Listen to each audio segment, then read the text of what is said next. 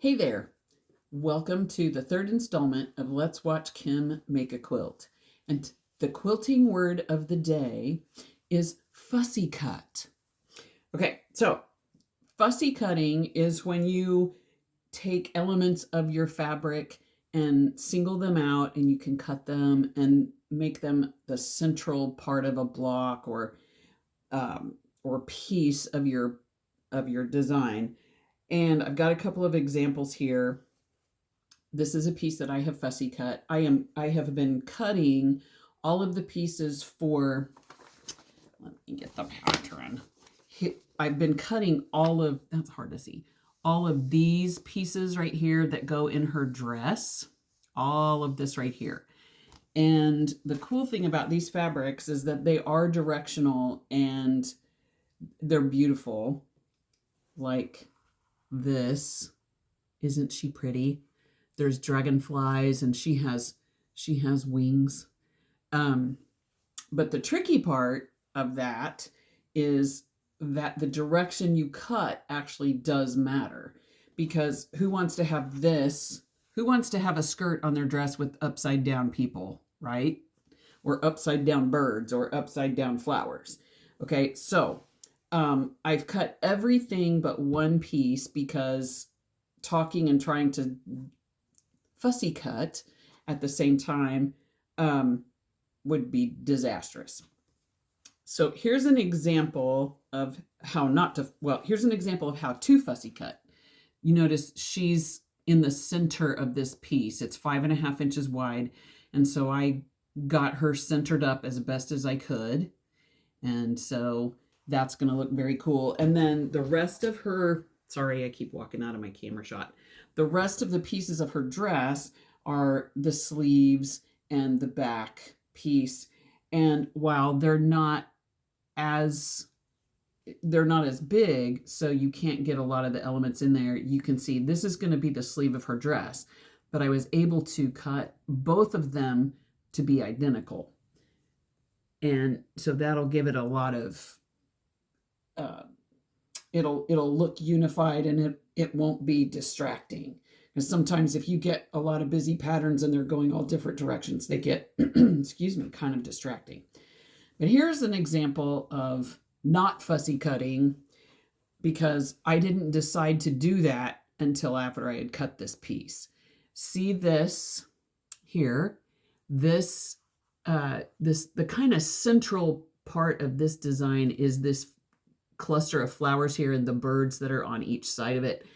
And had I been thinking ahead, I could have centered that up. And there's another print, this same print appears in this line in a different colorway, and I did do it, and it looks way better. So luckily I have just enough leftover fabric in this print that I can recut that, and I can use this piece to fix other ones if I need to, but they're all small, so we're likely to have enough.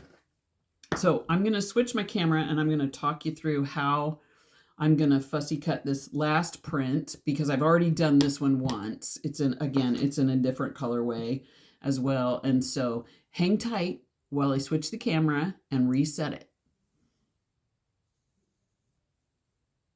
So here we are. Let me scooch over here just a little bit. And you can see we've got these huge flowers here, and then our birds resting on the vines here and here and here. And I've already determined that I've already got my ruler lined up on the center of where I want to cut. And again, you want to line your ruler up on lines on your cutting mat, so you're going to have a straight cut. And I'm going to use, and I have just, that's not going to work, because and this is the bad part of fussy cutting. I don't have enough width over here to cut this piece from the edge of the fabric. Right here, it's shy. So if wait a minute. Now let me double check that. Oh, yeah, I do. Never mind. Crisis averted. The tough part about fussy cutting is that it does create a lot of fabric waste um, in some fabrics because you have to use a great big space to get all of the design that you want. And then you have these offcuts that are left over, but they're usable. And oh, and I can show you later in a later video, I'll show you what I do with all my little tiny offcuts like this. It makes me feel way better about throwing them away. Okay, so here we go. We're going to cut this. This piece needs to end up at 5.5 inches wide by 18 inches long.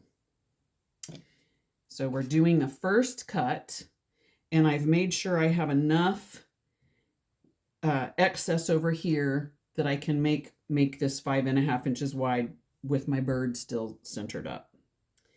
All right, so here we go. Cut number 1. Move this over. And then I'm just going to flip it upside down and line it up with a straight line here so my edge is all nice and straight. And then lay my 5.5 inch line from my ruler right along this cut edge that I just did, because we know that's nice and straight.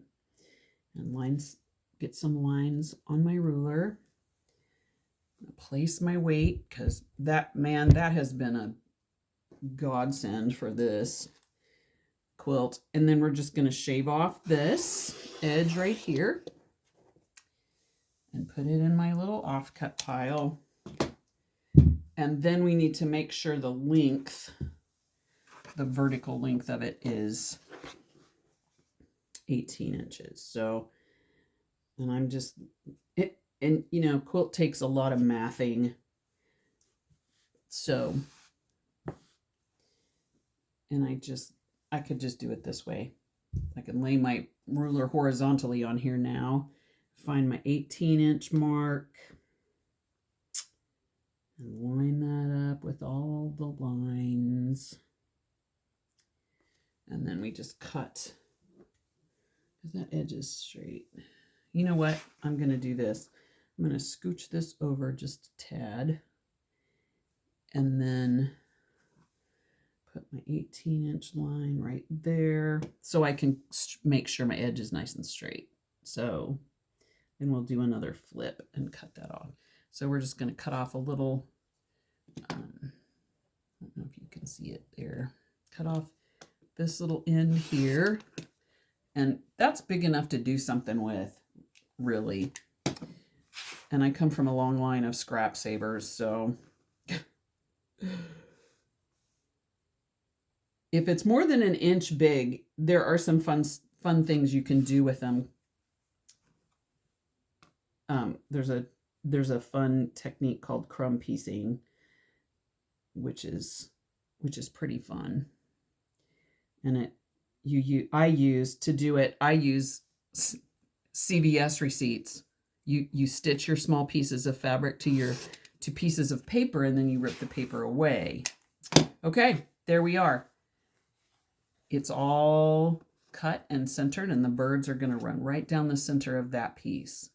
So remember, the word of the day is fussy cut. Until next time, see ya.